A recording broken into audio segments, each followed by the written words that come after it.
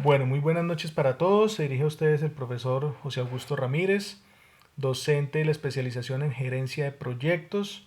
Hoy estamos en la segunda jornada de reflexiones académicas asociadas a la gerencia de proyectos, donde vamos a compartir las experiencias en el desarrollo de este espacio académico con unos artículos de opinión, unos artículos de reflexión que los estudiantes por CIPAS construyeron. Entonces, nada, pues me siento muy orgulloso de haber podido compartir con este grupo de estudiantes y de esa labor tan bonita que hicieron con respecto a sus artículos, la consulta, el debate, los ensayos que hicimos en nuestras sesiones de clase. Entonces, cedo la sala para que se comparta pantalla, expongan sus trabajos y damos inicio entonces oficialmente a la sesión. Adelante.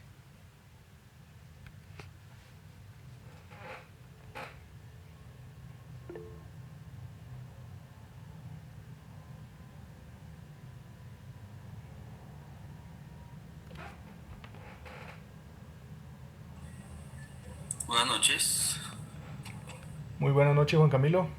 Buenas noches. ¿Estoy compartiendo ya pantalla? Sí, señor. No. Bueno, buenas noches. Entonces, nuestro artículo es el Binance como moneda de transacción para la inversión, produciendo la incertidumbre de la volatilidad de las criptomonedas. Eh, Nuestro grupo está compuesto por Humberto, Juan Pablo, Mauricio y les habla Juan Camilo. Nosotros somos cuatro ingenieros civiles de la ciudad de Bogotá. Entonces, la primera parte del resumen sí se los voy a leer, que es como pues, valga la redundancia, el resumen de todo el artículo y de lo que va a tratar rápidamente. Entonces, el presente artículo pretende dar a conocer al lector los beneficios y el desarrollo histórico de las criptodivisas, en especial el Binance, que al ser una stablecoin, criptomoneda respaldada mediante un activo, proporciona seguridad a los inversionistas frente a la volatilidad de la economía digital y la forma de proteger los activos virtuales frente a la inflación. El Salvador, como política económica descentralizada desde el 2021, instaló el Bitcoin como una de las tres monedas en curso legal de la nación, abriendo la puerta a la aceptación y utilización de estas por parte de los estados. Finalmente se hace un repaso por la vida de los inversores de las criptodivisas que han tenido ganancias millonarias debido al entender el funcionamiento de este mercado. Bueno, ¿me escuchan? Sí. Básicamente, las criptomonedas están dando un revuelo como a la nueva economía, teniendo en cuenta que pues, es un mercado que ha estado envuelto en tanto de la especulación y la volatilidad.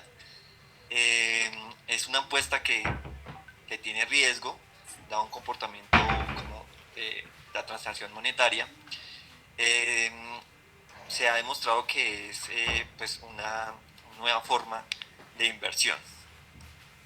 La criptomoneda, por medio del Internet, como red de comunicaciones, eh, forma una nueva economía descentralizada, ya que pues cada persona, cada individuo puede llegar a, a adquirir, a tener contacto y a involucrarse más de manera personal y con un poca y pues con una educación pues no tan formal, eh, llegar a acceder a este tipo de economía por medio de bases de datos como funcionan las blockchain, que son plataformas que nos permiten hacer transacciones económicas de todo el tipo de criptomonedas.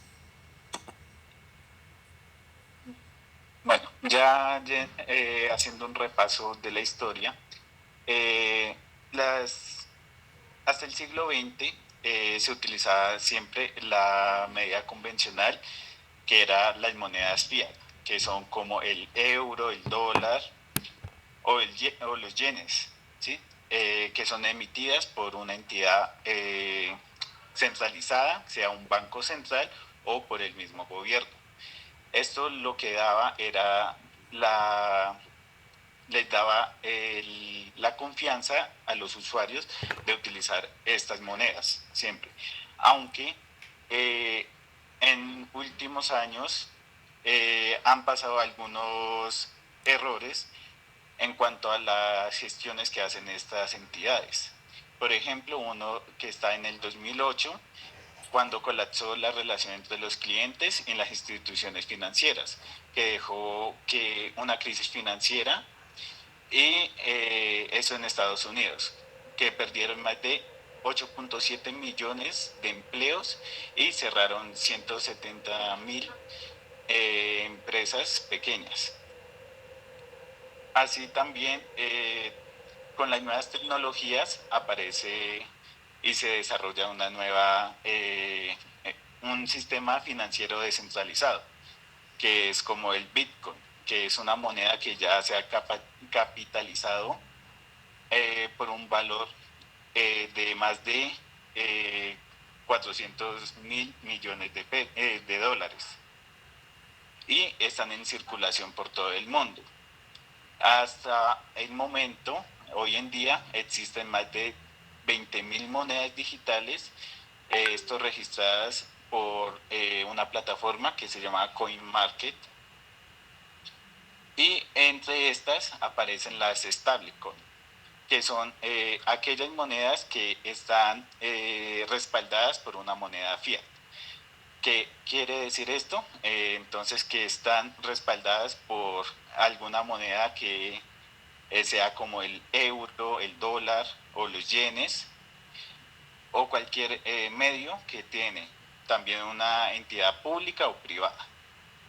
¿Sí? También hablamos de lo que es el Binance, ¿sí? Que es una moneda, es una stablecoin que aparece para el primer trimestre del 2022. El creador, que es desde Paxo, al ver el desplome de las monedas digitales, crea el Binance. Y esto entonces le lleva a que esta moneda comienza a tener mucha fuerza.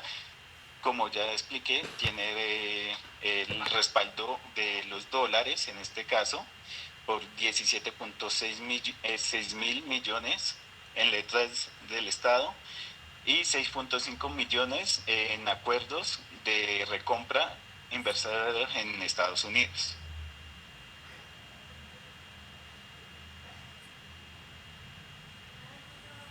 Sigue.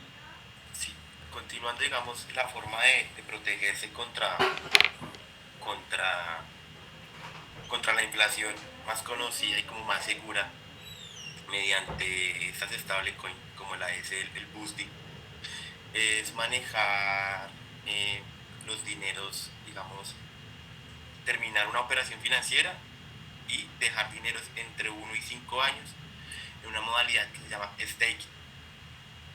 Esto se puede hacer mediante cualquier exchange. Nosotros miramos el exchange de Binance, que es el que más rentabilidad da con el Binance BSD, que da porcentajes anuales entre el 8 y el 15%, siendo este 8% con $1.000, y después de $50.000 da retornos del 15% a 5 años.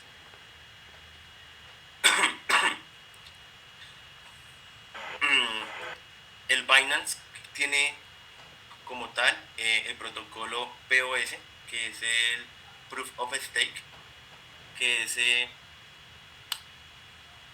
entra como en la fila de la desencriptación del código, que es diferente a lo que tienen, digamos, el Bitcoin, que es por el POW, que es el sistema de prueba de trabajo, que es hacer como el computador más rápido. O sea, los computadores más rápidos son los que desencriptan, y de esta manera es que se crea un nuevo Bitcoin. Y en la otra es hacer fila, entonces se asume como un turno mediante este staking y se genera la rentabilidad de la moneda.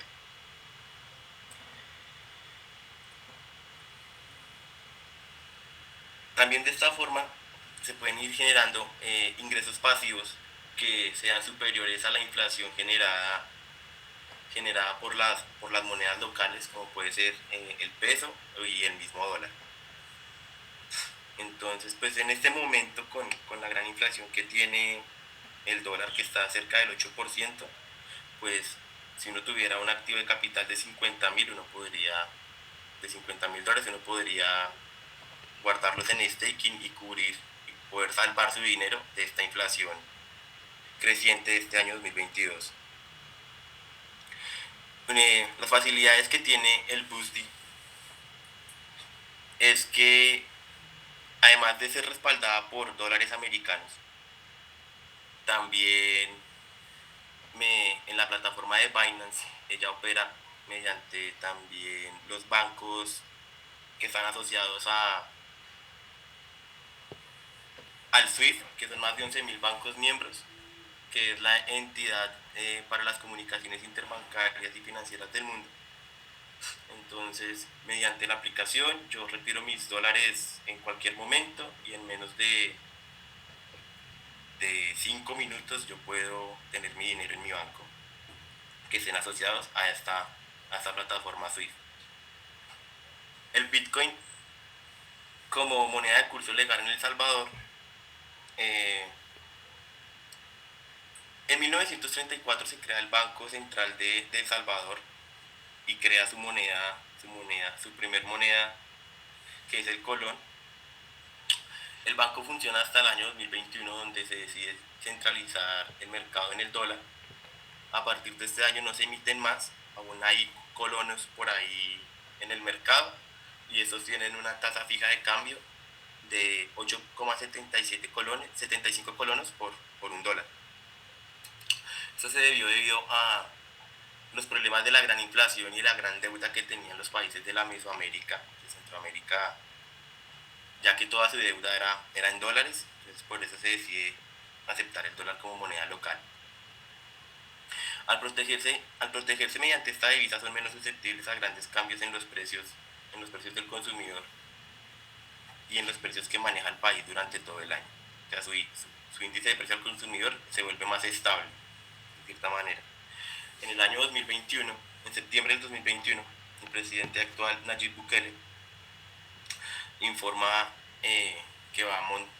que pasa el proyecto de ley para que el Bitcoin sea una moneda de curso legal en el país. Esta ley, después de esto, es aprobada en 3 días por el Parlamento, dando como resultado ser el primer país con el Bitcoin como moneda local.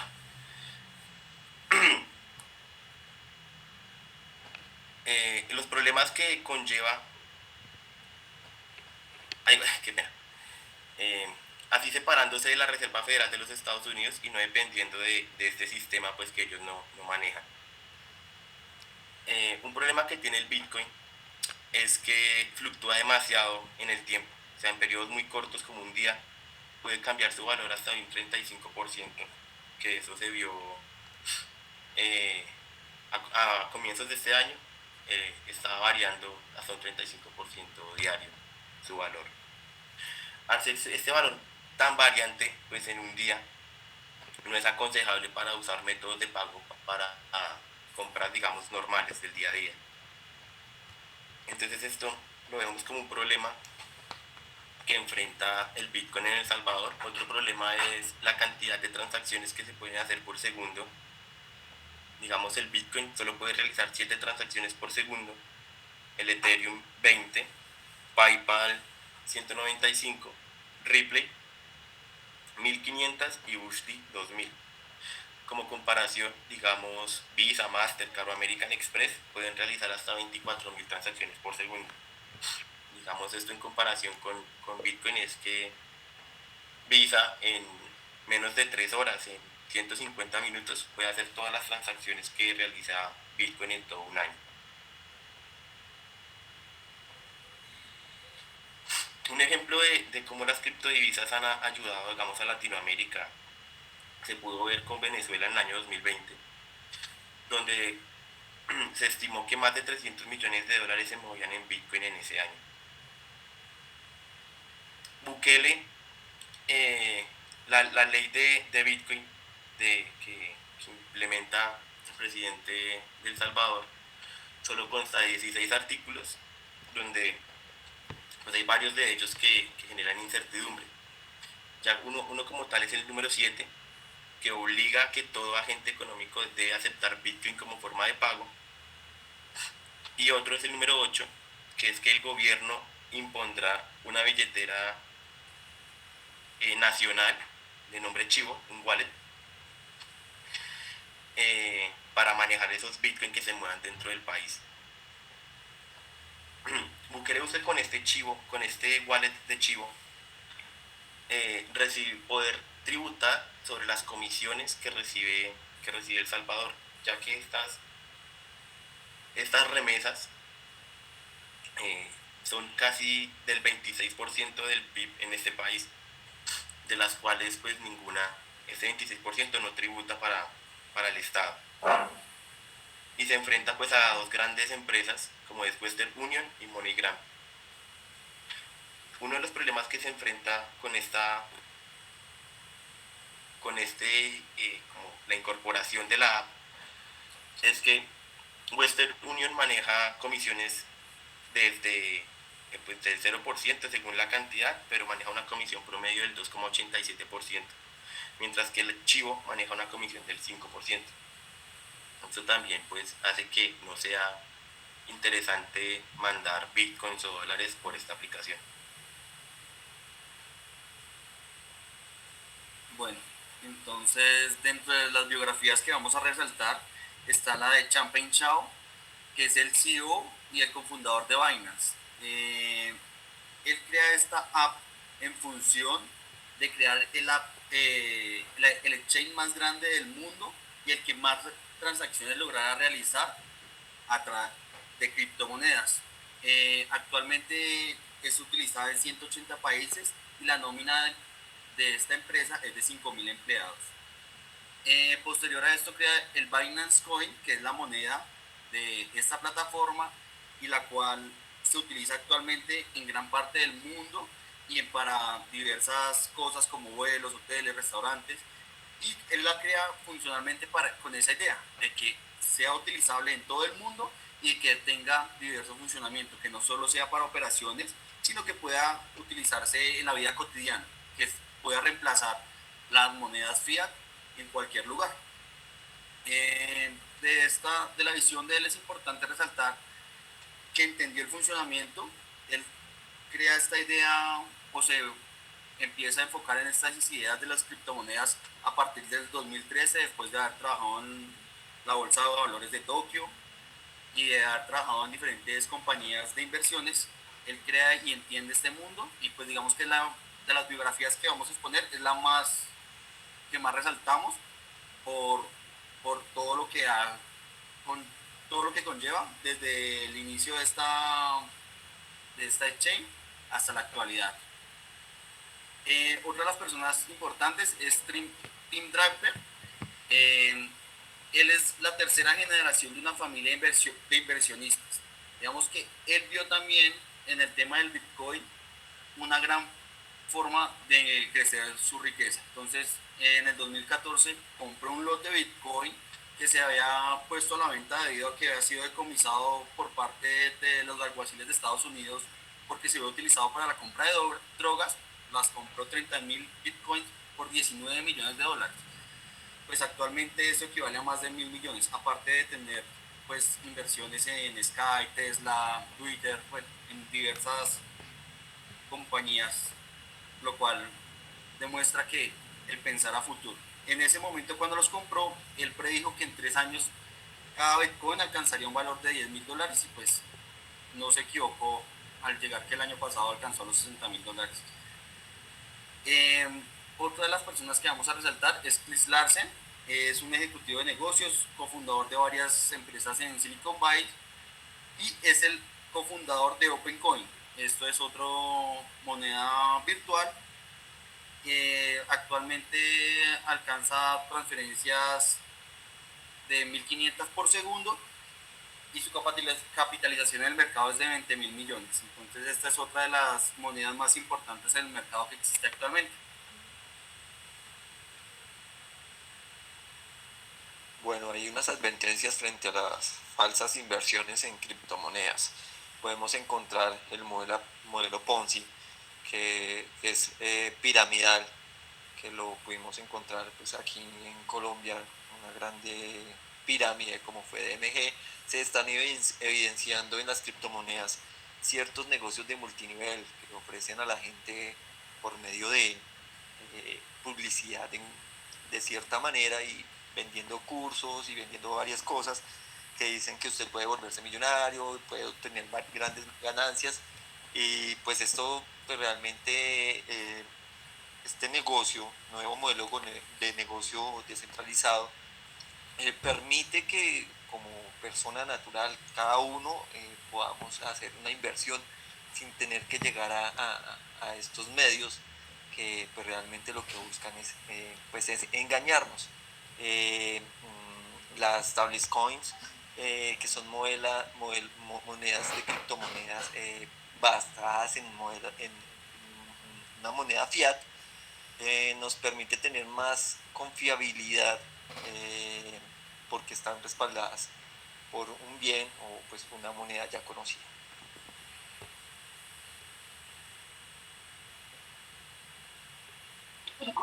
Así llegamos a las conclusiones y recomendaciones. Como conclusión, las stablecoins son una parte esencial de las criptomonedas. Estas proporcionan un medio de intercambio seguro y confiable para los traders y los inversionistas. Además, las stablecoins son un componente central para fortalecer la economía de las criptomonedas, especialmente cuando el mercado es bajista. Las stablecoins son menos volátiles frente a otras criptomonedas y más seguras debido a su respaldo financiero. Sin embargo, se debe tener un conocimiento previo para realizar las inversiones con el fin de conocer su funcionamiento, al igual que las billeteras virtuales autorizadas. Y se recomienda a los inversionistas realizar las operaciones por cuenta propia y no por terceros que cobran comisiones altas o pueden llegar hasta a estafarlos.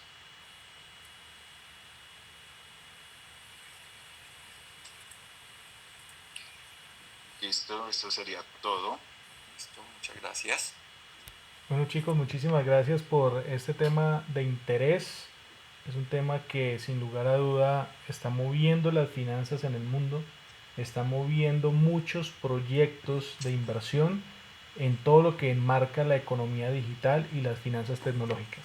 Agradezco la participación, muchísimas gracias. Entonces vamos con el CIPA de Diana Fernanda Malpica. Adelante Diana y grupo.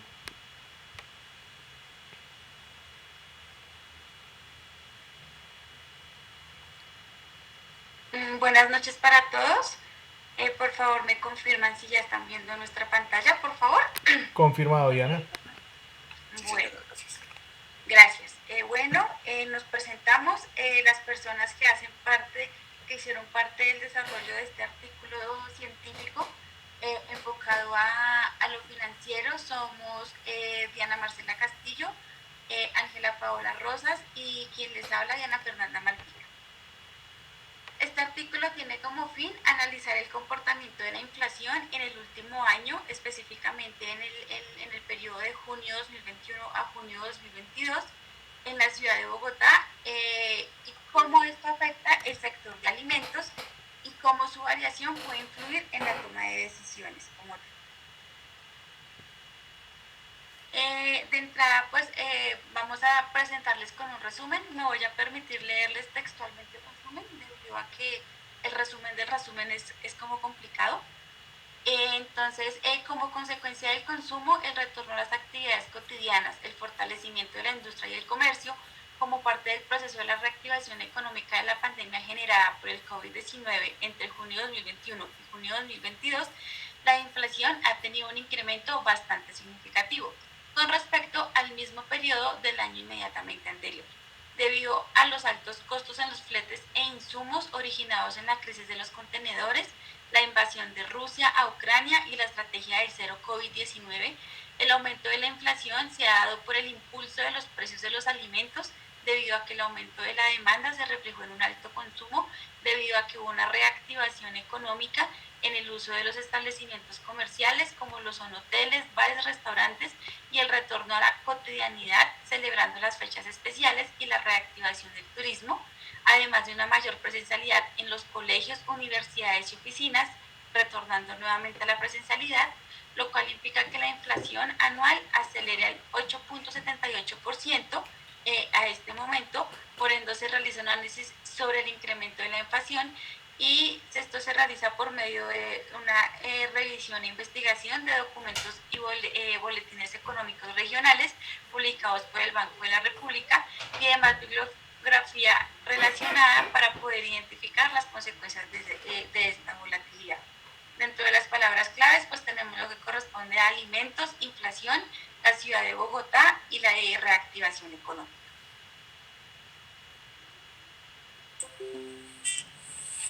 Buenas noches. Bueno, como bien lo decía mi compañera Fernanda, en este artículo se pretende pues hacer un rápido recuento de lo que pasó en los últimos 4 trimestres, y pues como bien sabemos el término de inflación ha sido usado no solo por economistas, sino últimamente se ve como envuelto en el vocabulario de la gente del común, ¿no? Pero muchas personas no tienen claro este concepto y no saben cómo varía pues cada cierto periodo. Por esto se pretende dar como una introducción al tema, saber cuál ha sido la variación en los últimos 4 trimestres y así hacer algunas recomendaciones finales.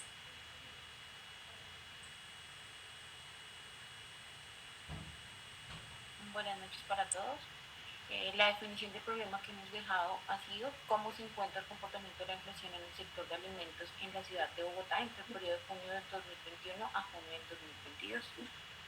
Dentro de los objetivos que hemos planteado es analizar el comportamiento de la inflación en el sector de alimentos en la ciudad de Bogotá entre el periodo de junio de 2021 y junio del 2022 y su incidencia en la toma de decisiones financieras, no solamente a nivel empresarial, sino también algunos aspectos personales que nos pueden impactar. En los objetivos específicos tenemos que conocer los efectos que genera la inflación en el sector de alimentos para identificar las variables más representativas, identificar el comportamiento del IPC, que es el índice de precio al consumidor, y su relación con la inflación durante el periodo mencionado de junio del 2021 a junio del 2022. ¿Nos dejas ver el tercero, por favor, Fernanda? Y por último, emitir algunas recomendaciones que se pueden adoptar en los próximos periodos con el fin de permitir a la sociedad establecer medidas y tomar decisiones para contrarrestar los efectos que puede tener la inflación.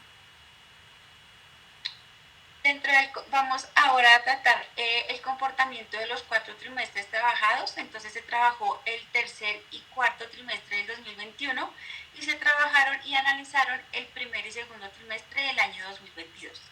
Dentro del primer trimestre del año 2021, pues encontramos que fueron los periodos más críticos debido a la pandemia del COVID, donde finalmente se determinan los periodos de cuarentenas dados en las localidades en la ciudad de Bogotá, y para el tercer trimestre del año inicia la reactivación económica. Entonces, lo cual esto permite que es un desafío para el gobierno, en el cual pues empieza la reactivación de los diferentes establecimientos comerciales, como lo son los bares, restaurantes, gastrobares, instituciones educativas, hoteles y entre otros. En general, pues en el país y en la ciudad de Bogotá, pues se mantiene una recuperación económica, más que todo en la región de Bogotá, en el departamento de Cundinamarca. En el tercer trimestre hay un incremento en los despachos, principalmente del producto como la papa y los tubérculos, y a lo cual se presta un incremento del 42% para el consumo dentro de la canasta familiar. Para este año se registró un incremento de la inflación del 3.64%, a lo que corresponde subió un poco con respecto a lo que estaba en el año anterior, a partir de esa fecha es cuando empieza como a verse el incremento de la inflación, y ya que se debe a la evidencia del alza de los bienes y de los servicios como tal. Para el cuarto trimestre tenemos que es bastante favorable el sector de alimentos debido a que ha empezado la reactivación económica y la reanudación de las operaciones asociadas a la presencialidad, a lo cual esto se ve que las personas se empiecen a desplazar a lo que son las universidades, los colegios, las oficinas y los hoteles, y pues a tratar de empezar a retomar la normalidad, entre comillas, debido a que es una nueva normalidad la que se está manejando. Por otro lado, pues la nueva cepa del virus presenta algunos inconvenientes. También se presenta la crisis de los contenedores, lo cual hace que las materias primas, haya escasez de materias primas debido al retraso de llegar esas materias primas por la crisis de los contenedores, a lo cual permite pues que haya un incremento de la inflación como tal. En cuanto a alimentos, se identifica que creció en un 7.1% anual, tuvieron un incremento del 7.1%, en lo que más representativo está el ganado porcino, que aumentó un 9.3%. Esta información es suministrada por Colombia, y esto debido a la apertura de los restaurantes, hoteles y al festejo de las fiestas de fin de año. En la producción de huevo aumentó un 17%, siendo así este uno de los alimentos que registró un nivel más alto de consumo de forma histórica. En cuanto a la leche, esta disminuyó en un 5.4% debido a los altos costos de los fertilizantes, los diferentes nutrientes que requerían los animales para obtener una mejor producción de leche como tal. Y la papa, haber detenido un crecimiento del casi 4,2%, pues tuvo una desaceleración debido a los altos costos de las materias primas, como eran los fertilizantes, los abonos, los plaguicidas, debido al paro nacional que se presentó también para este año. Aquí podemos evidenciar pues más o menos el porcentaje, el incremento que ha venido teniendo una tendencia de aumento de la inflación de lo que resta más o menos en enero-febrero del 2021. Para el primer trimestre del 2022, pues debido a la nueva normalización, ya la presencialidad, ya que en este año pues ha sido más notorio pues que las personas asistan de forma presencial y con mayor frecuencia a los restaurantes, a los hoteles, a colegios o a lugares recreativos, sea un alto consumo de alimentos para este tipo de establecimientos como tal. Aún así, pues se ve que el costo de los alimentos ha sido bastante alto.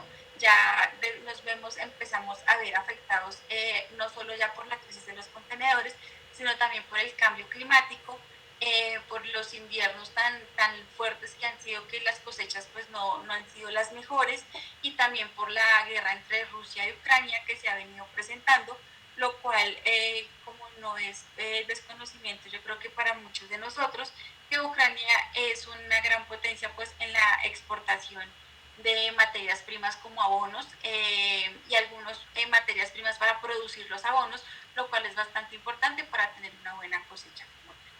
De acuerdo a esto, pues en el primer trimestre del 2022 la inflación alcanzó a llegar al 7.34%, como lo podemos ver en esta grafiquita, o sea, va en aumento todo el tiempo, más o menos desde marzo del 2021, como les indicaba anteriormente, siendo este un valor de 6.37% puntos porcentuales frente al mismo año anterior. Y pues con esto las tendencias inflacionarias, pues en un mundo a lo que corresponde a las consecuencias de la pandemia vivida por el COVID-19, a las cuarentenas estrictas, la invasión de Rusia a Ucrania, y pues la acentuación de las presiones alcistas sobre los precios de los alimentos y los bienes importados, y también pues lo que corresponde al petróleo y al gas como tal. Para el segundo trimestre como tal, tenemos que la economía pues ha mejorado, pero aún así pues el aumento y el alza ha sido bastante. Los alimentos han estado bastante costosos debido a las materias primas. Esto se vuelve algo como repetitivo, la guerra entre Rusia y Ucrania, el cambio climático y la alta demanda del mercado, pues esto hace que el porcentaje de la inflación siga en aumento como tal. Bueno, aquí ya hablando de pronto de la inflación y IPC, que tiene obviamente todo que ver con lo que estaba explicando mi compañera Fernanda, Es importante definir qué es la inflación y voy a leer como lo define el Banco de la República. Entonces se entiende como el aumento generalizado y sostenido del nivel general de precios de una economía en el tiempo, teniendo en cuenta que solo hay inflación cuando se da un aumento en el promedio de los precios de una economía y no en el precio de un solo producto o conjunto de productos. Generalmente en Colombia la inflación se mide a través del IPC o índice de precios al consumidor. Este IPC, según el DANE, es un indicador que nos permite medir la variación porcentual promedio de los precios al por menor entre dos periodos de tiempo de un conjunto de bienes y servicios que los hogares adquieren para su consumo. Teniendo en cuenta esto y todo lo que dijo mi compañera, evidenciamos un crecimiento en el IPC que pasó del 3,97% a un 9,67%. No sé si lo puedes bajar hasta donde están las gráficas, por favor. Esto pues, evaluado a nivel nacional para el periodo que estamos analizando, y todo esto ligado pues a las aperturas de las actividades económicas, a los retornos de operación de las empresas, los sectores educativos, las actividades sociales, que a su vez incrementan el consumo de alimentos, de bienes y servicios pues, por parte de los ciudadanos. Esta variación anual se registró en las divisiones de alimentos y bebidas no alcohólicas, el alojamiento, agua, electricidad, gas y otros combustibles, los restaurantes, los hoteles y el transporte. Todo esto contribuyó con un 8,44 puntos porcentuales al acumulado de dicha variación. Ya más específicamente en el sector de alimentos, sube el otro poquito, Fernanda, por favor. Podemos ver que los alimentos que contribuyeron positivamente en el cuadrito que está como moradito, contribuyeron contribuyeron positivamente a esta variación, siendo pues de las más relevancias mes a mes fue la carne de res y sus derivados, y entre las negativas el alimento más relevante fueron las papas. Es importante también mencionar que la ciudad de Bogotá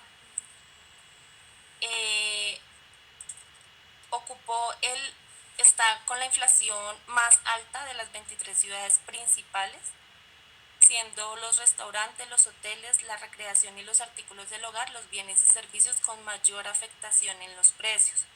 La ciudad de Bogotá en junio del 2022 cerró con una inflación anual del 8,89% y la mensual del 0,56%.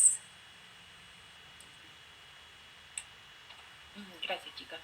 Bueno, acá podemos resumir en términos muy generales, y es que el índice del precio al consumidor es el que nos brinda o al final nos permite tener un consolidado de la inflación que tenemos a nivel país. También podemos ver las estadísticas que se tienen a nivel de Bogotá y específicamente cuáles fueron los productos alimenticios que en Bogotá se vieron afectados.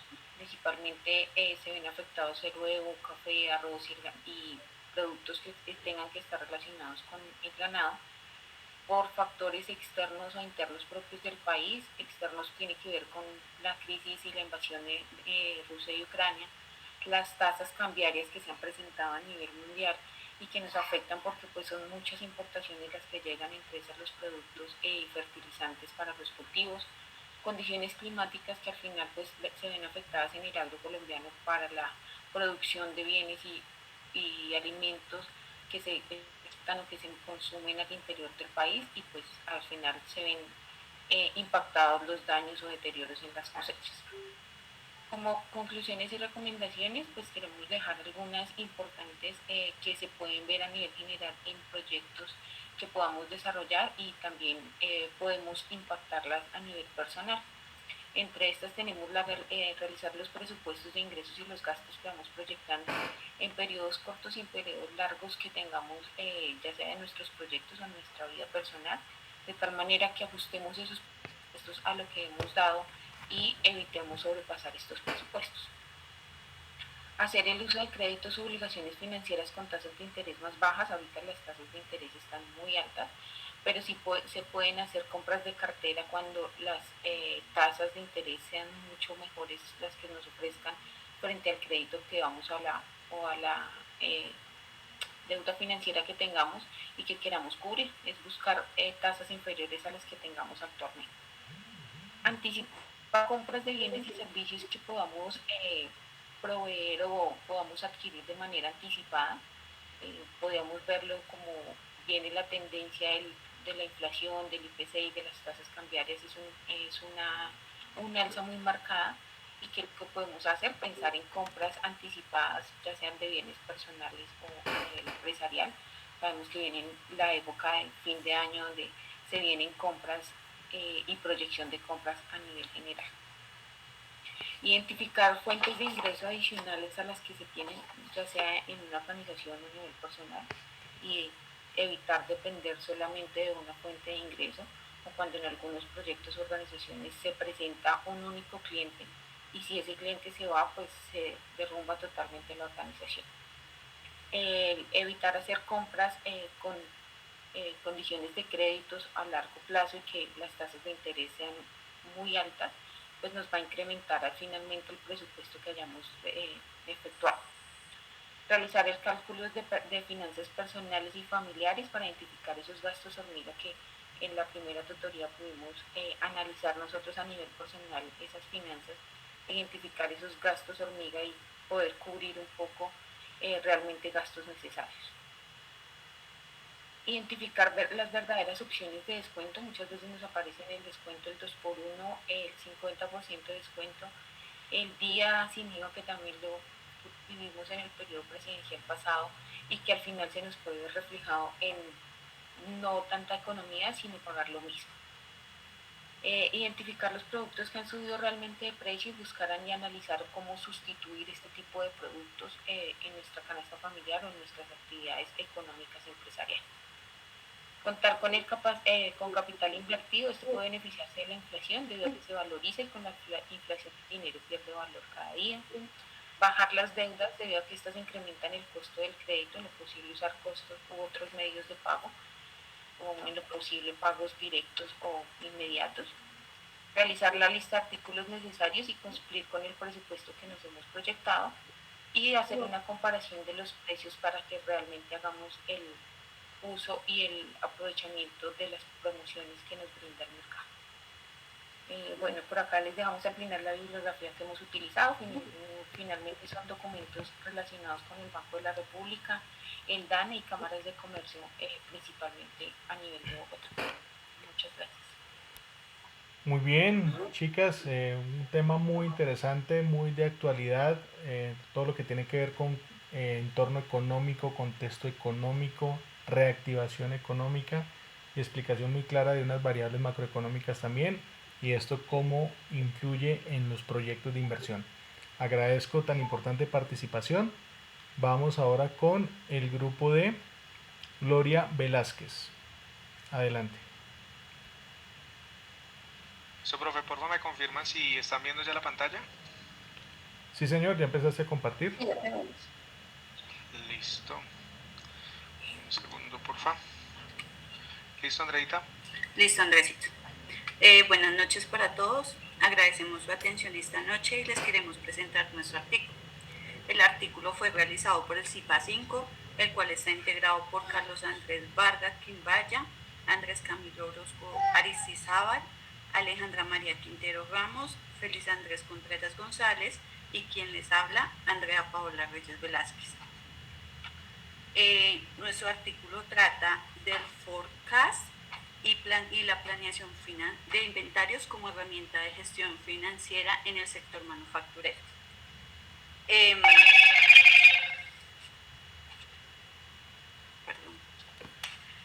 Andresito, ¿puedes bajarlo, por favor?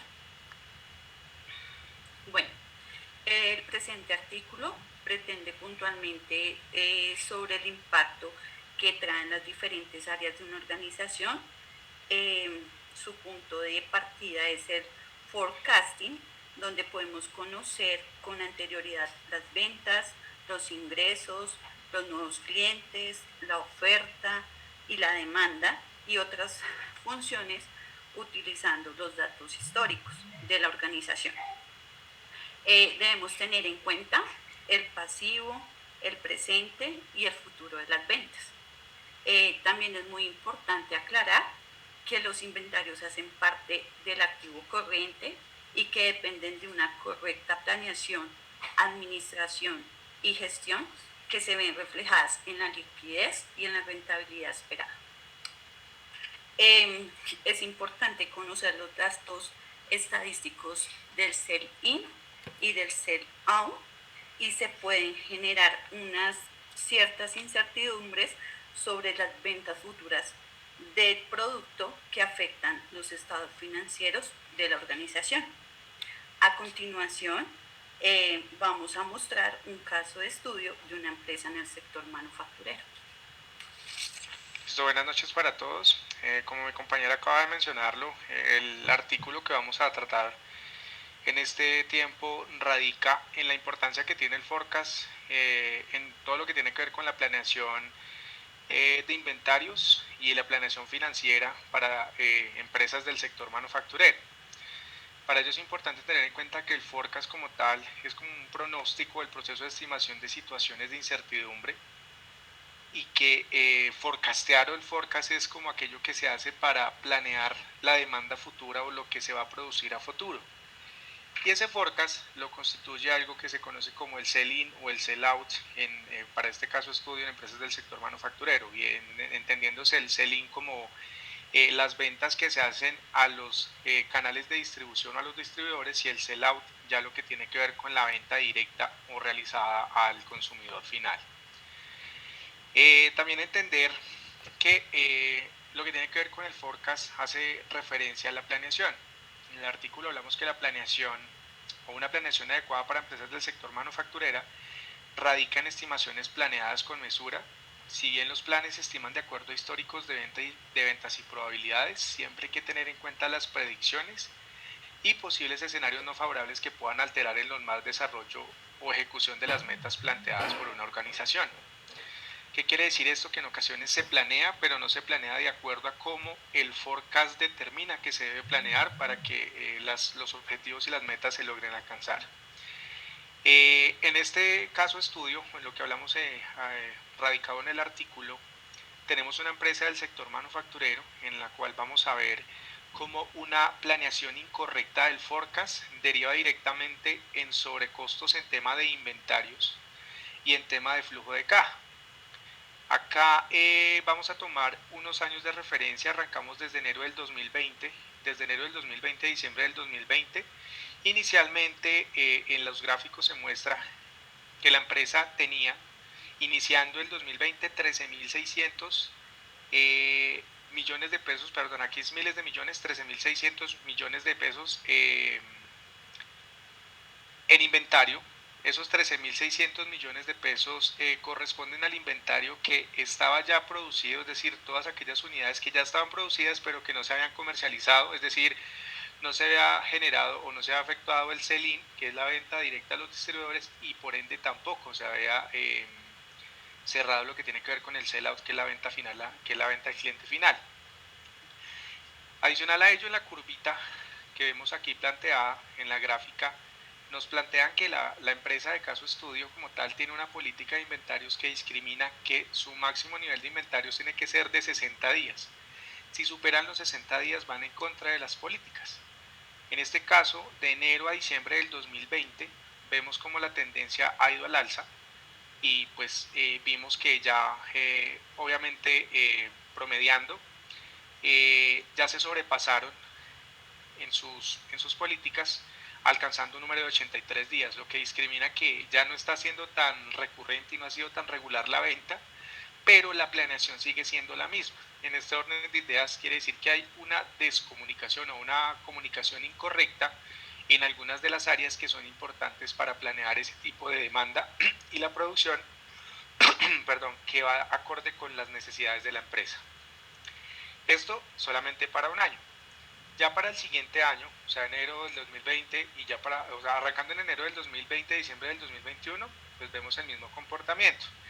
Y esos datos que se van relacionando, pues como no han tenido la planeación adecuada, ya han empezado a tener un impacto directo sobre el flujo de caja de la empresa. Esto aquí hace referencia a que pues la empresa ya ha empezado a tener incumplimientos con proveedores, ya obviamente al tener incumplimiento con proveedores también van a haber impacto en todo lo que tiene que ver con materias primas, van a tener impacto en todo lo que tiene que ver con depreciación de máquinas, consumo de energía y demás, y van a empezar a perder, por decirlo así, utilidades derivadas del almacenamiento de los 13.600 millones de pesos que tienen en inventarios que no han podido ser despachados a los clientes finales por la incorrecta planeación. Ya arrancando nuevamente de enero del 2020 a diciembre del 2021 se ve que la tendencia sigue al alza, es decir, en vez de ir mermando, es decir, que la planeación haya tenido la oportunidad de identificar que quizás no estaban planeando de la forma adecuada, pues según el gráfico se ve que no fue así, siguieron planeando de la misma forma y según lo que se determina es que no es que la planeación estuviese mal, bueno, si la planeación estaba mal enfocada, pero esto teniendo en cuenta que no hay una buena comunicación entre áreas. Estas áreas correspondían a las áreas financieras, a las áreas de ventas, a las áreas de producción, a las áreas de planeación.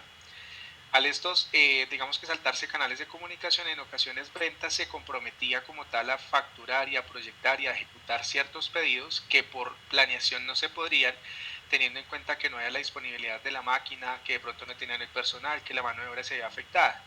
Pero por esa correcta, digamos que por esa incomunicación correcta, perdón, esa incorrecta comunicación, derivaron como tal nuevamente en pérdidas considerables en dinero. ¿Cuáles han sido esas pérdidas considerables en dinero?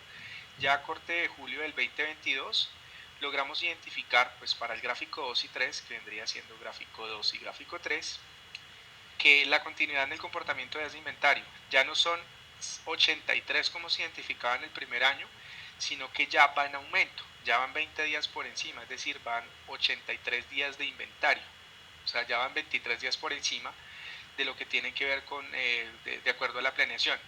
Y esto se ha presentado porque la planeación no ha sido la correcta.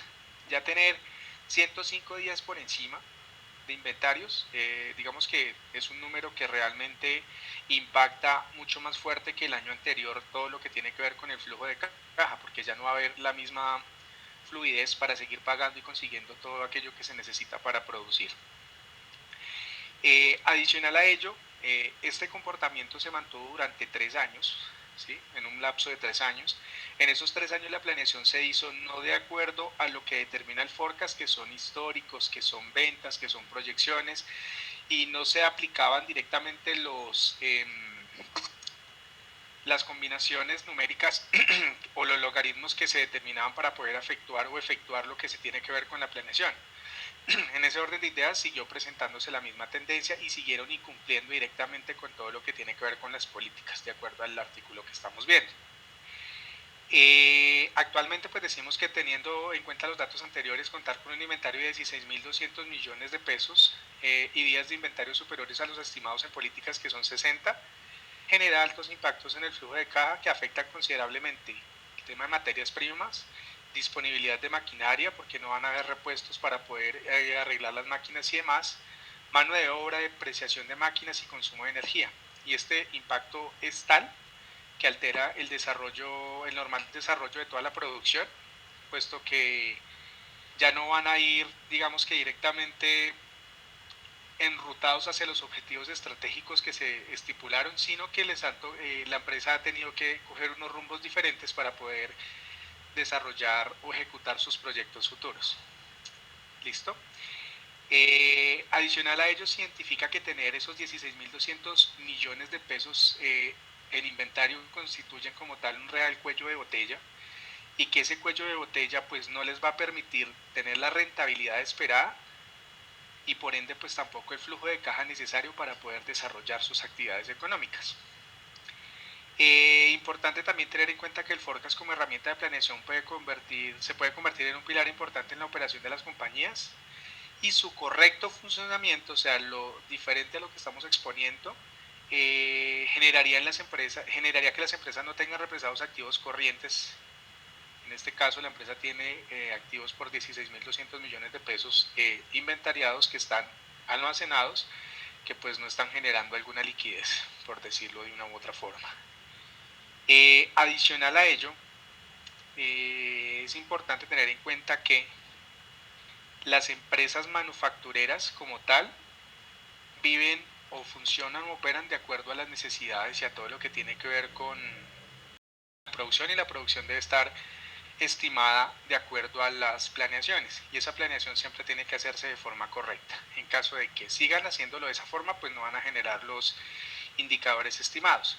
Y a corte de junio del 2022 se logró identificar que han logrado reducir en cierto modo los días de inventario que tienen, que les cuesta como tal un dinero ahí represado, pero la política ahorita actual de la empresa, que estamos en el caso estudio del artículo, determina que tienen que lograr llegar a su política, que son 60 días de inventario, para evitar, digamos, que esos sobrecostos, tener que endeudarse y tener que buscar alternativas económicas por otros lugares. ¿Listo? Félix. Bueno, buenas noches. Teniendo en cuenta el análisis de caso y la implementación del mismo, podemos partir de unas conclusiones a priori del artículo mencionado. La primera conclusión es que no identificar problemas futuros radica en pérdidas económicas y considerables que afectan directamente el flujo de caja y los indicadores financieros en las empresas del sector de la manufactura. También es necesario planear, pero esa planeación debe ser mesurada, debe ser consensada, teniendo en cuenta los pronósticos, probabilidades y los riesgos que puedan afectar a la compañía. La comunicación dentro de las empresas juega un papel primordial. Realizar el forecasteo y forecastear sin una comunicación previa es un error en las compañías y genera una mala planeación en los inventarios.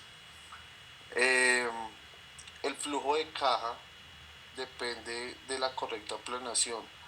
Por ende, si la planeación no es correcta, el rumbo trazado en el crecimiento económico de cualquier sector, sin tener en cuenta que sea manufacturero o no, será incierto.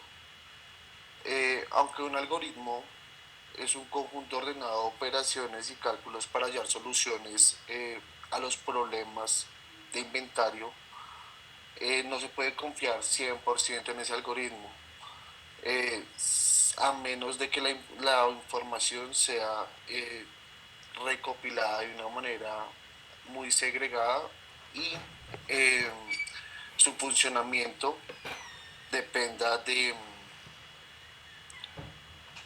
la adecuada recopilación de ella. El funcionamiento de un forecast depende detalladamente y es pilar importante las estructuras del sell-in y el sell-out, que son la parte estructural del forecast. Y acá digamos que una de las conclusiones más importantes es que el incorrecto manejo del forecast afecta totalmente la cadena de producción. Es decir, el forecast es una herramienta, pero también la incorrecta manipulación del mismo puede generar que la empresa no tenga un flujo de caja adecuado. Teniendo en cuenta lo anterior, el análisis de caso, las conclusiones, llegamos a unas recomendaciones esperadas en base al artículo, y es que después de haber analizado el beneficio, los pros y los contras del forecast para el cumplimiento de los indicadores financieros, recomendamos primero que la comunicación sea continua entre las áreas, que dependa para generar un buen forecast y evitar errores en la producción y evitar errores en el manejo de inventarios. El forecast es muy importante porque ayuda a conocer el impacto que puede causar el sobrecosto en las empresas, pero también la sobreproducción. Recordemos que el forecast nos va a pronosticar un impacto, sea negativo o positivo, en la compañía. Manejar la planeación financiera es vital en cualquier empresa, no solamente del sector de la manufactura, pero digamos que con el estudio de caso nos ayuda a interpretar cómo de una manera adecuada las organizaciones pueden alcanzar los objetivos o ir en contra de ellos. La estructuración del forecast depende de la recopilación y el análisis de los datos realizados en conjunto de todas las áreas que hacen parte de la compañía, sean áreas de distribución, de producción, comercialización, finanzas. Es por eso que la comunicación es el pilar más importante en el forecast. Muchísimas gracias y este sería nuestro artículo, profe. Profe, y adicional a ello, para complementar, digamos que para el caso que está expresado en el artículo, nosotros usamos una metodología cuantitativa y cualitativa. Lo cuantitativo corresponde a los gráficos que estuvimos revisando hace un momento, donde está discriminado pues cuál ha sido el comportamiento de los inventarios desde el 2020 a julio del 2022, con las variaciones de los días en inventario y a cuánto equivale ese monto o esa rúbrica de cuánta dinero tienen ahí, por decirlo, represado. Basados en eso y basados en las recomendaciones que acabo de dar mi compañero, que están expresados en el artículo, se identificó en la empresa estudio que evidentemente la comunicación para establecer el forecast era lo más importante, porque si una sola área analizaba el forecast, esa área planeaba de acuerdo a sus necesidades, ejemplo, ventas. Pero al integrar ya áreas como mantenimiento, como producción, como planeación, como materia prima y demás, se dieron cuenta que en ocasiones no es importante solamente vender por vender, sino que hay que vender pero de forma, ¿cómo decirlo? De forma, se me fue la palabra, esto sería de forma concreta. Y concreta es haciendo referencia a que no pueden vender ellos ciertas cantidades, es decir, no pueden generar que producción haga un inventario grande para poder despachar, sin ellos saber si evidentemente se van a vender o no se van a vender. El forecast solamente es un algoritmo y los algoritmos a veces fallan si no se emplean de buena forma, pero cuando los analizan entre todas las áreas, ese algoritmo puede ser el acertado y cuando aciertan es donde se cumplen las políticas y evidentemente no se materializan los riesgos asociados a la operación por una incorrecta planeación que derivan como tal en ocasiones hasta en la quiebra de una empresa. Muchas gracias, profe.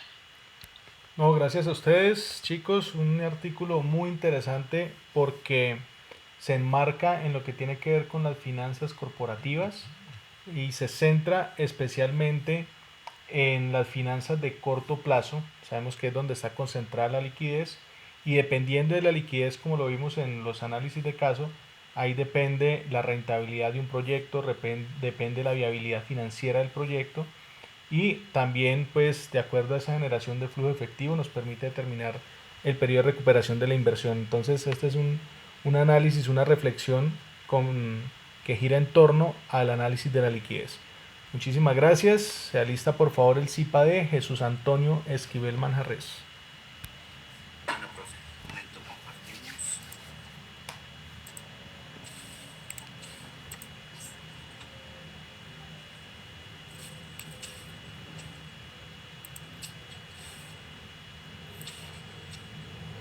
Buenas noches para todos.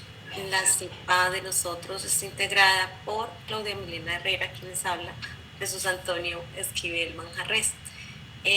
Para el seminario de gerencia financiera elaboramos un artículo sobre el análisis de correlación entre la tasa de cambio TRM y el valor de la acción de Ecopetrol en la bolsa de valores.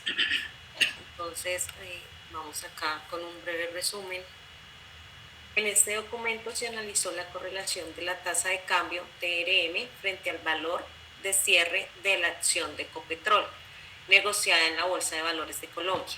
Luego de la aplicación del modelo estadístico de coeficiente correlación R, el cual indica que aunque no existe una correlación a largo plazo entre las variables de referencia, sí existe una relación lineal negativa fuerte en corto plazo, dado que los resultados obtenidos están sujetos a las fluctuaciones de valores diarios, tanto en su apertura como en el cierre En este análisis se realizó mediante un estudio de correlación lineal entre la tasa de cambio de la TRM frente al valor de cierre de la acción de Ecopetrol negociada en la Bolsa de Valores.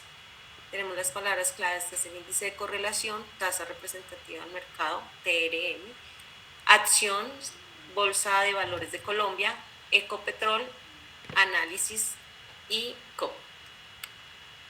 Entonces, vamos a mirar que la importancia de este análisis radica en conocer el comportamiento de las variaciones diarias en Colombia, tanto para la TRM como para las acciones de Ecopetrol negociadas en la Bolsa de Valores. Esto permitirá a los futuros inversionistas o socios accionarios obtener una información diaria de las variaciones o fluctuaciones y su afectación frente al valor de cierre, que es diario, en la acción de Ecopetrol. Adicionalmente, se presentará un análisis sobre el comportamiento y las diferentes variables que afectan la capitalización de la acción versus la variación de la TRM. Vemos que en el 2003 el gobierno colombiano reformó la empresa colombiana de petróleos con el fin o el objetivo de internacionalizar y de esta manera hacerla más competitiva en el escenario industrial mundial de hidrocarburos. En Ecopetrol en el 2007 entró por primera vez a la Bolsa de Valores de Colombia y allí ofertó sus primeras acciones. Durante el 2022, los dividendos que ha repartido Ecopetrol los ha hecho en 3 pagos para un valor de 9.000 billones de pesos. El primer pago y el segundo pago lo hizo en los meses de abril, allí lo podemos ver en la gráfica, y el tercer pago lo hizo el 23 de junio. Entonces vamos a ver, pues el interrogante para este análisis es si existe correlación entre la tasa de cambio TRM y el valor de la acción de Ecopetrol en la Bolsa de Valores de Colombia. En los objetivos, pues vamos a identificar las variaciones de la tasa de cambio TRM durante el año 2022, identificar el índice de capitalización bursátil de la acción obtenida por Ecopetrol durante el año 2022 y analizar la correlación entre la tasa de cambio y el valor de la acción de Ecopetrol en la Bolsa de Valores. Bueno, digamos que para hacer el objeto y el estudio de este artículo, empezamos con un análisis metodológico de la siguiente forma. El tipo de investigación que estamos realizando es experimental, es un enfoque totalmente experimental basado en datos históricos, ¿sí? La investigación experimental es la que nos permite establecer una relación causa-efecto entre mínimo 2 variables, en este caso la TRM, el valor de la TRM y el valor de la acción de Ecopetrol en bolsa, ¿sí? El análisis, pues, ¿qué nos puede generar? Una visión general, aproximada, sobre cómo es el comportamiento de estas 2 variables en el tiempo. Utilizamos una metodología de tipo cuantitativa, ¿sí? Y utilizamos una regresión polinómica y también utilizamos un modelo estadístico lineal llamado coeficiente de correlación R, que más adelante nos mostraremos los datos. Entonces, para desarrollar este tipo de correlación, pues obviamente nos tocó se consultan las bases de datos o la información de toda la evolución y el comportamiento del dólar desde el 1 de enero del 2022 hasta el 15 de septiembre del 2022. Asimismo, se consulta en la Bolsa de Valores el valor de cierre de la acción de Ecopetrol en el mismo periodo. O sea que en el tiempo los dos variables se van a analizar su comportamiento en ese mismo periodo. La otra parte,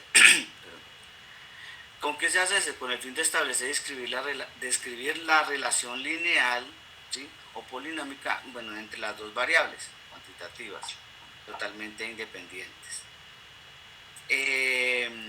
Entonces, como podemos ver en la gráfica, ¿sí? Entramos un poquito en la gráfica, aquí podemos observar, digamos un poquito más en detalle, que esta gráfica representa la regresión polinómica, ¿sí? Con una tendencia polinómica donde el coeficiente, se calcula el coeficiente se saca el coeficiente para cada una de las gráficas. Para el caso de azul, que es el dólar, me saca un coeficiente de R cuadrado de igual a 0,7, cuya fórmula, que está de arriba en grado 2, digamos, esta fórmula a partir de los datos históricos yo podría o se podría sacar algunas proyecciones del comportamiento del valor de cierre del dólar. Un comportamiento, un pronóstico obviamente no es acertado, no es tan acertado, sino pues como su nombre le indica, es un pronóstico, dado que por ejemplo la regresión polinómica lo que busca es medir, ¿sí?, el impacto que hay entre dos variables, o sea, la correlación entre dos variables. Asimismo, pues obviamente la variable de la acción de cierre, como podemos ver acá en la gráfica, el R1206, de pronto se ven un poco cerca, ¿sí?, con respecto a su coeficiente de regresión polinómica, pero a nivel gráfico se ve que tienden como a distanciarse, ¿sí?, porque pues a medida que aumenta el dólar, pues la acción de Ecopetrol en bolsa pues tiende como a disminuir. Entonces esta parte pues digamos se obtuvo de una graficación de los datos que pues si gusta podemos mostrarlo, pero bueno, vamos a seguir, esto es una elaboración propia del grupo. Entonces, ¿qué significa esa gráfica? Que acorde con esta gráfica representa la relación inversa, una relación inversa, ¿sí?, entre estas dos variables en el tiempo. Es decir, que al aumentar la TRM, el valor de la acción de Ecopetrol disminuye un poco. Y al disminuir el valor de la TRM, pues el valor de la acción aumenta. Entonces lo podemos, digamos, ver acá. En esta parte, la TRM como tiende a bajar un poco y la acción de Ecopetrol tiende a subir un poco. Hubo un momento que estuvieron casi a la par, pero entonces el dólar tendió a subir y la acción de Ecopetrol tiende a bajar. Digamos que eso pues nos arroja el estudio y el comportamiento de esos valores en el tiempo. Entonces, a partir de la información recolectada se calculó la otra variable, que es el coeficiente de correlación R. ¿Qué nos dice este coeficiente con estas dos variables? Que entre tasa de cambio en esta matriz 2×2 y la tasa de cambio, la relación es 1. ¿Qué significa cuando R es igual a 1? Que cuando es 1, aquí, más 1 más 1, existe una relación lineal positiva muy fuerte, o sea, no habría mucha afectación. Cuando existe una relación de tasa de cambio versus la valor de la acción en pesos, es igual a 0. En este punto, cuando tenemos ese dato, cuando R es próximo a 0, significa que no hay una relación lineal. Ahora, en la variable, en la interpretación, valor de la acción en pesos, ¿sí?, versus la tasa de cambio, aquí sí hay una variación que da R igual a menos 0,89. ¿Qué significa el 0,89? Cuando R es próximo a menos 1, ¿sí?, menos 0,89 es próximo a menos 1, existe una relación lineal negativa muy fuerte. Y de pronto lo podemos ver acá también en la gráfica.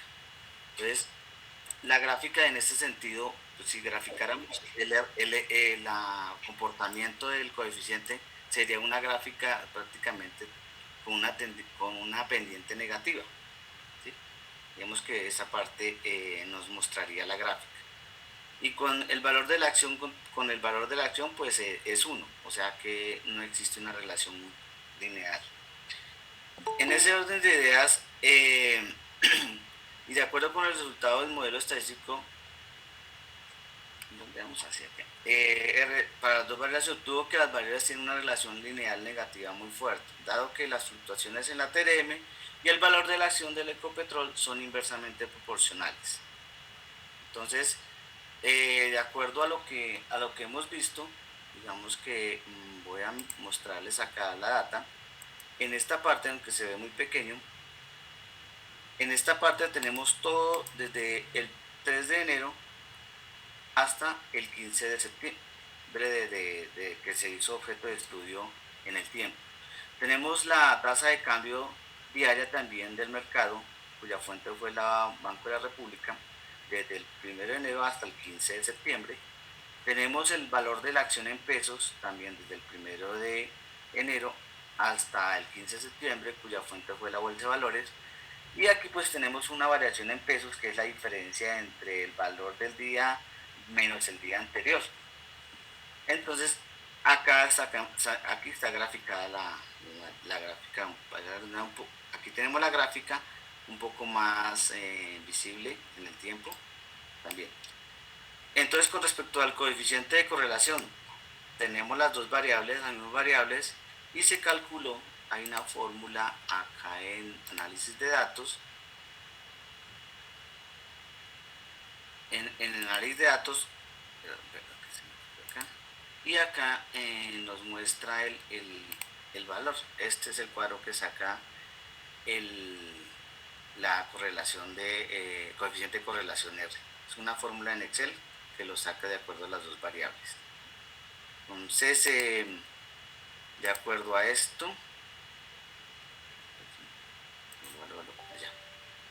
ahí están viendo la imagen, sí. Entonces, sí. Ahora continuamos con las conclusiones. Bueno, entonces, de acuerdo al estudio que se hizo y a las gráficas que nos mostró Jesús, tenemos que, como conclusiones, que durante el año 2022 han surgido varias expectativas entre los inversionistas por el comportamiento de la acción, ¿sí? Frente a la TRM. Entonces, pues esto está sujeto a la volatilidad en el mercado mundial que hay en este momento. Entonces, también dado a que no existe dicha relación a largo plazo, es decir, pues a largo plazo no lo estamos mirando, de la TRM y la acción, sí se puede establecer una relación a corto plazo, teniendo en cuenta pues los indicadores diarios de la TRM, y es por esto que su capitalización puede variar diariamente, sea para la acción, sea positivo o sea negativo. Entonces, tenemos esa conclusión. También, a medida de lo que ha transcurrido del 2022 y por el cambio y el alza seguido pues del dólar, tenemos que aunque es uno de los miembros de la Bolsa de Valores que siempre está, la mayor parte del tiempo está en los indicadores diarios, por encima de todas está primero, pero nos indica en el diario La República que a 15 de septiembre, pues la acción de Ecopetrol cuesta 15% menos que al inicio del año y 36% menos que su máximo. Esto quiere decir, pues por toda la volatilidad del dólar, la acción pues ha perdido su valor. Tenemos las recomendaciones que cuando, de acuerdo a la gráfica y de acuerdo pues a la variación de la TRM, se puede ver que cuando la acción se recomienda a los inversionistas a corto plazo, ¿sí? Todos aquellos que tienen para invertir a corto plazo o que ese es su inversión o su trabajo, entonces debe tener en cuenta estos resultados. Para cuando la TRM baje, entonces se invierte en la compra de acciones, y al momento que la TRM suba, entonces venderlas. Y dentro de este análisis también se evidencia que el valor de la acción de Ecopetrol ha venido en declive, por lo que se debe tener pues en este momento como precaución para invertir a largo plazo en estas acciones. Tenemos la referencia aquí, entonces la tasa representativa del mercado, que se sacó del Banco de la República, la Bolsa de Valores de Colombia, la Superintendencia Financiera, el Diario La República y Ecopetrol. Muchas gracias por su atención, muchas gracias a todos. Gracias a ustedes por esta presentación tan especial, con un enfoque cuantitativo, un acercamiento con unos principios econométricos, estadísticos, para analizar ese comportamiento de esta acción tan importante como lo es Ecopetrol, siendo digamos que un punto de referencia en muchas empresas privadas para sus decisiones de inversión, teniéndola en cuenta ella como algo importante en los portafolios de inversión adquirida. Una reflexión interesante desde el punto de vista cuantitativo y cualitativo. Bueno, fue un tema que sin lugar a dudas sigue llamando mucho la atención por sus aplicaciones. Agradezco al CIPA por esta presentación y continuamos entonces con Jessica Andrea Herrera. Hola, buenas noches a todos. Ya les comparto mi pantalla.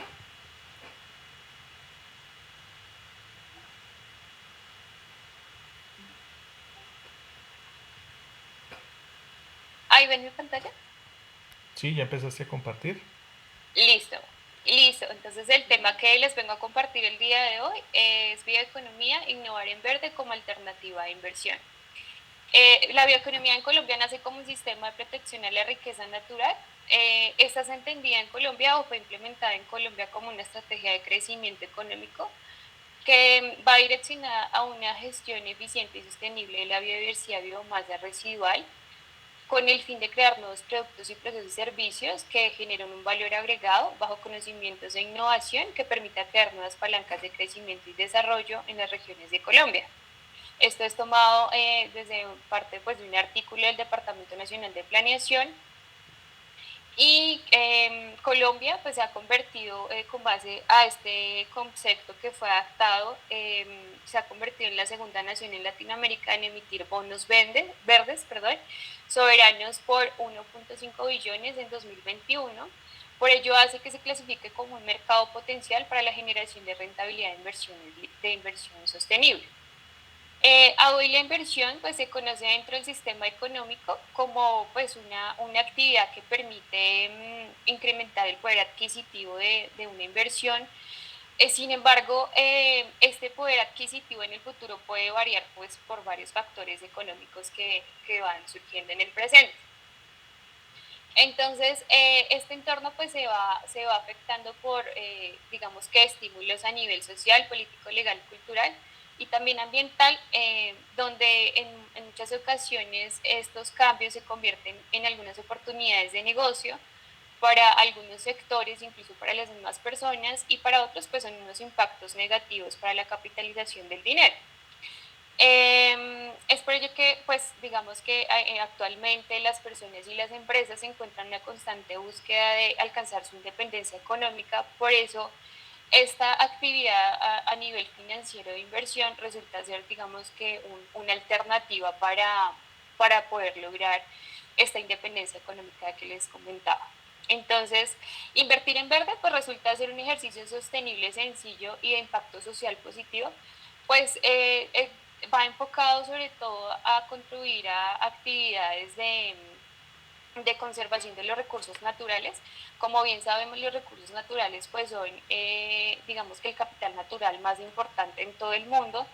Por eso Colombia adaptó en los últimos, más o menos en los últimos 6 años, este concepto y lo tomó básicamente como un medio de protección a sus recursos naturales. También porque bien sabemos que a nivel internacional también se ha adaptado estas políticas económicas, por llamarlo de alguna manera, en la conservación de los recursos naturales. Entonces, como para darles un breve adelanto, los bonos verdes, sociales o sostenibles, como suelen llamarse, resultan ser un activo con mayor crecimiento en el mundo, ya que para el 2014 se presentó una emisión por $40.000 millones y en 2019 esta cifra fue superior a los 250.000 millones de dólares.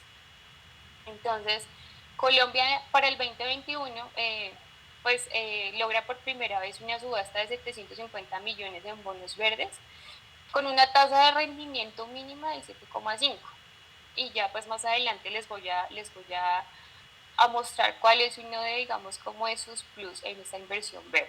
Entonces, la bioeconomía y su concepto en Colombia, pues la bioeconomía con base en la organización de la cooperación y desarrollo económico, pues lo que les decía anteriormente, pues está basada en una transformación del conocimiento de las ciencias, lo cual va direccionada hacia la investigación e innovación de crear productos y servicios que contribuyan a la conservación de los recursos naturales, ¿sí?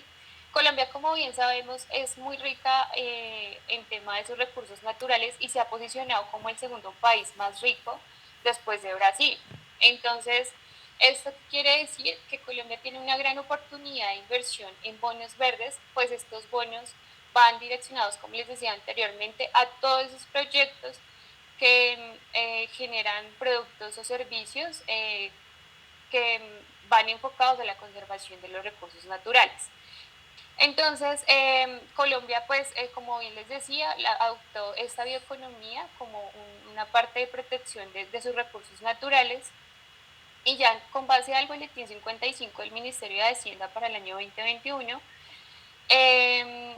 expuso una oferta que ellos hicieron en tema de emisiones de bonos verdes, en la cual superó 4,6 veces el monto inicialmente ofrecido con una tasa mínima de rentabilidad del 7,6, lo cual digamos que tiene también una diferencia representativa de 7 puntos. ¿Qué quiere decir? Que cuando nosotros hacemos una inversión en bonos verdes no solamente estamos obteniendo una rentabilidad mínima del 7,5, sino adicionalmente una prima verde de 7 puntos adicionales. Entonces, por ello, este tipo de inversiones se vuelve para los extranjeros, para los inversionistas extranjeros y locales, digamos que como un producto financiero muy apetecido por su rentabilidad fija que presenta durante el tiempo de la inversión. Pues sectores potenciales de inversión en Colombia. Colombia en los últimos años ha hecho varias investigaciones porque pues digamos que ya en Europa este tema de bioeconomía digamos que ha tomado gran fuerza en las economías de cada uno de los países y ha generado solvencia económica, puesto que esta bioeconomía también aporta a disminuir los gastos de financiación del gobierno.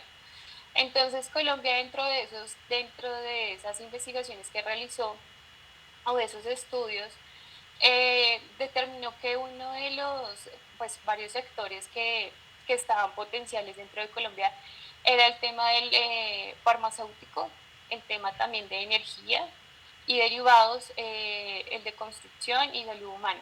Estos también son reconocidos a nivel internacional, digamos que estos son los sectores que más tienen crecimiento a nivel nacional e internacional y que digamos cuando nosotros entramos a ver mercados europeos y cómo ellos hacen la emisión de los bonos, también va muy direccionado hacia estos sectores.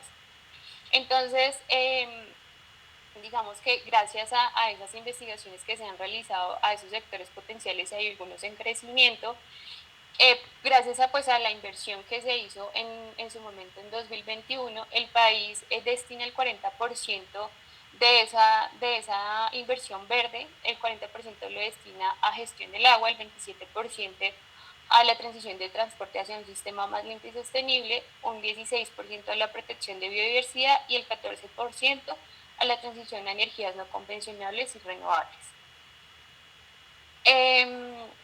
Adicionalmente, entonces, pues algunas alternativas de inversión de bioeconomía en Colombia, pues como bien les estaba hablando, como alternativas de inversión existe los bonos verdes. Estos bonos son clasificados o digamos que de alguna manera son comparados con los bonos calificados como bonos AAA, que estos tienen una valoración y una tasa pues de negociación muy pareja, los cuales son clasificados en el mercado o se asignan como bonos AAA aquellos que se clasifican con un alto grado de solvencia porque sus emisores pueden cumplir fácilmente con los compromisos financieros y tienen menor riesgo de no cumplimiento de pago. Hay varios estudios que también han hecho algunas entidades financieras que han entrado a participar dentro del mercado de inversión verde, que bueno, más adelante también les voy a compartir un poco sobre ello. Y ellos, digamos que también están dentro del auge de esta emisión de bonos, porque como bien les decía, pues nosotros contamos con alto grado de innovación y digamos que talento para emprendimientos enfocados sobre todo a esta conservación que anteriormente les indicaba. Entonces ya a modo de conclusiones, pues la bioeconomía sin duda alguna permite con el paso del tiempo generar impactos positivos a nivel económico, pues como bien les decía, coayuda a alcanzar la solidez financiera a nivel individual y también disminuye los costos de financiamiento de la nación, creando pues un país más sostenible, equitativo y competitivo frente a grandes mercados, que también pues digamos que podemos entrar a mercados pues europeos como anteriormente les indicaba. Pues Colombia en los últimos años ha demostrado ser un mercado potencial de inversión verde gracias a sus políticas económicas y riqueza natural, permiten apropiar el concepto de la bioeconomía como medida de crecimiento y protección a los recursos naturales. Y bueno, pues Colombia, pues como bien les decía, Colombia pues es el segundo país que se posiciona como más rico en temas de naturaleza, entonces digamos que nosotros acá no solamente vemos un tema de inversión verde, sino también de emprendimiento verde, que si lo vemos como un tema también de inversión, digamos que con el pasar del tiempo podemos alcanzar a llegar a tener esa solidez y madurez financiera dentro de nuestro emprendimiento, bueno, dentro de nuestra idea de negocio y sobre todo contribuir al país. Bueno, ya pues finalmente para pues como finiquitar un poco el tema es que algunos pues mercados sí, pues si algunos quieren participar dentro de esos mercados de inversión, es importante entrar a indagar sobre los informes de la Bolsa de Valores de Colombia, el cual les va a permitir pues tener un detalle sobre el comportamiento de este mercado y pues algunas entidades financieras que hoy están participando en la emisión de bonos verdes son Bancoldex, Bancolombia, Grupo ISA, Vivienda, BBVA y Banco de Bogotá. Esta información o esta investigación fue basada sobre todo en estudios que realizó el Ministerio de Ciencias, el Ministerio de Ambiente y Desarrollo y bueno, algunas entidades financieras que como bien les decía están participando hoy en el mercado. Y listo, profe, este es mi estudio. Muy bien, Jessica Andrea, por este tema interesante. A mí desde que lo propusiste para el desarrollo de esta segunda jornada de reflexiones en torno a la gerencia de proyectos me gustó mucho porque tiene que ver desde la política económica y cómo esta parte ambiental con impacto obviamente económico y social es tan importante para el desarrollo de muchos proyectos de inversión y un motor que puede jalonar yo creo que todos los sectores económicos y mirando los beneficios que esto tiene, la rentabilidad de las oportunidades de inversión, de excepción tributaria, bueno, yo creo que esto es un gana-gana muy bueno para la economía, desde la política pública hacia también el sector privado. Bueno, chicos, muchísimas gracias a ustedes por estas presentaciones, esos documentos muy bien estructurados. La mayoría de estos documentos han sido evaluados por pares amigos, donde han dado unos conceptos muy buenos. Entonces, concluimos muy bien con esta parte de nuestro seminario. Agradezco a todos por la paciencia, por el empeño y el desarrollo de este buen seminario.